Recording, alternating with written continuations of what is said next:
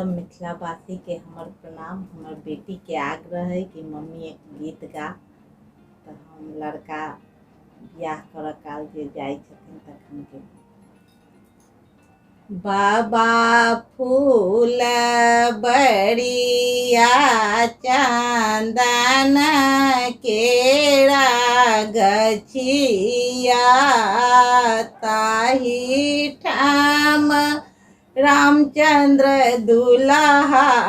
ठाड़ धनुष धरिया ताही ठाम रामचंद्र दुल्हा ठाड़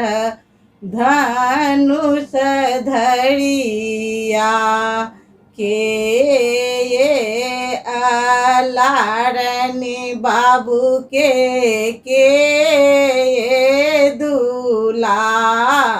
दुलारनी के दुलारनी के पूछनी दिल बात धनुष धरिया के पूछनी दिल के बात धनुष धरिया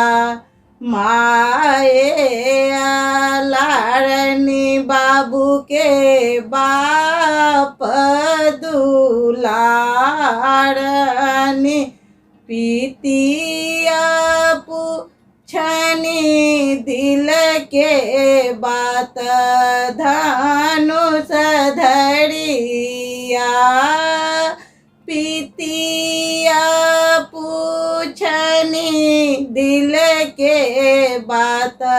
धनुष धरिया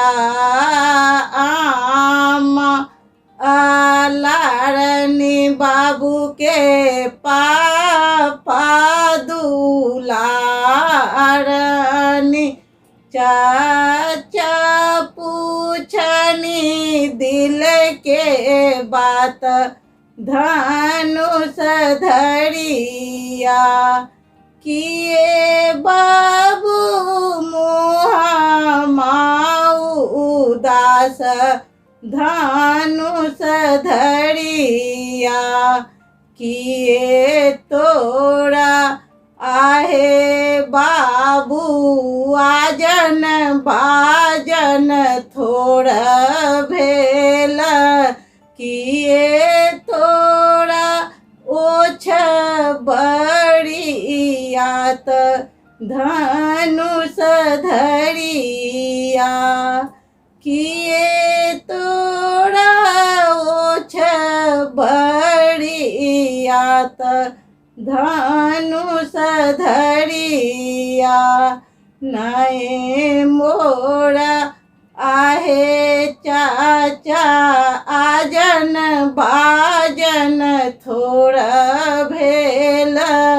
नए मोरा ओछ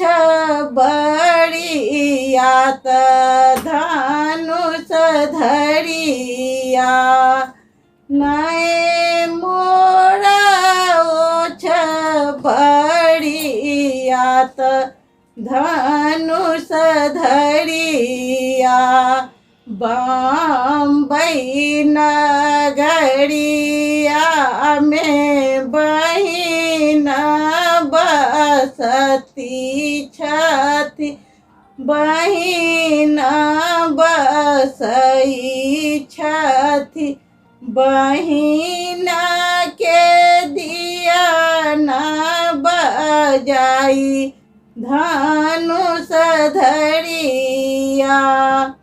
बहिन बिनु मुहा माऊ दास धनुष धरिया बहिनी जे आयत द्वार जे छेकत द्वार जे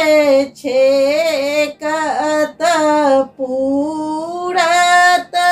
मोरो मन आस धा धनुष धरिया पूरत मोरो मन आस धनुष धरिया। धन्यवाद। अहाँ सबके गीत नीक लागल हो तो चैनल के सब्सक्राइब कर देबै।